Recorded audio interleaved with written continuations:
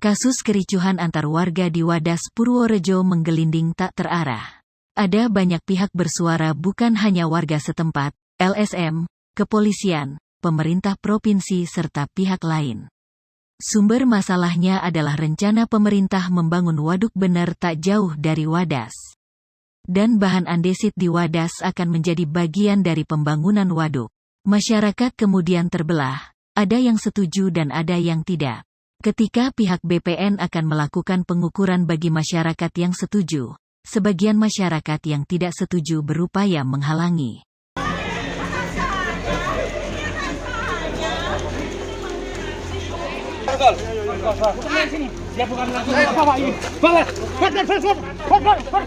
Pihak BPN telah berkoordinasi dengan aparat keamanan guna mengantisipasi konflik antar masyarakat. Ketegangan memuncak sehingga aparat mensweeping masyarakat yang berkerumun. Ketika ditemukan ada senjata tajam, polisi kemudian mengamankan mereka.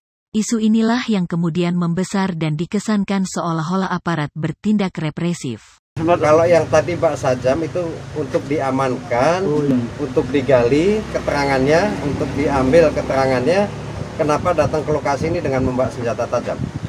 Berapa orang akan dalami ya? Berapa orang dan yang diamankan? Yang diamankan ini tadi ada 20 orang. 20 orang. Ya. Padahal tindakan itu guna mencegah hal-hal yang tidak diinginkan. Penangkapan itu lantas dimanfaatkan banyak pihak. Ada 66 warga Wadas yang kemudian diangkut ke Polres Purworejo.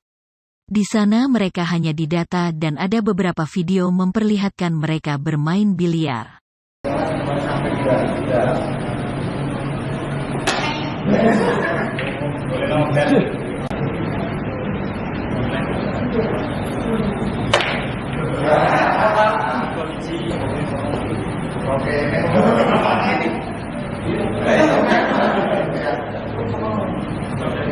Sebenarnya ini murni problem pembebasan lahan di berbagai wilayah di Indonesia.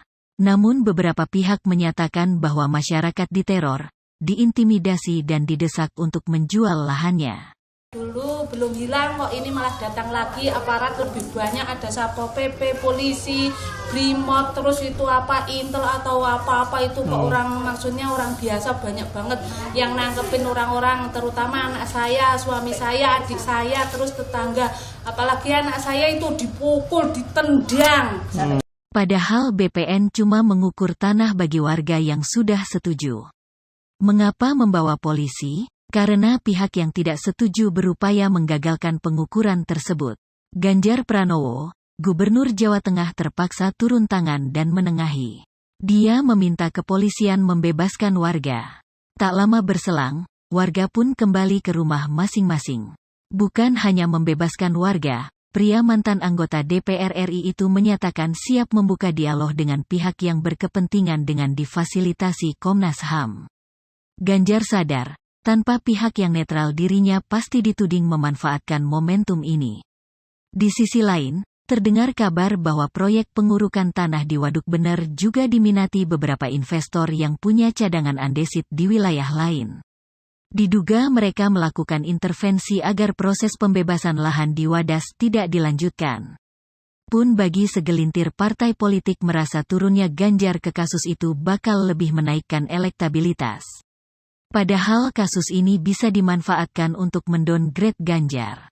Sulit disangkal bahwa kasus ini menjadi pintu masuk menegatifkan Ganjar. Padahal seperti kita tahu tidak ada urusan Ganjar dalam proyek ini secara langsung.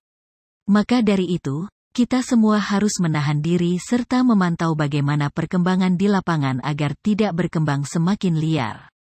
Sebab bisa jadi sebenarnya banyak masyarakat ingin mendapatkan ganti untung namun ada pihak-pihak yang berupaya menggagalkan kemauan masyarakat.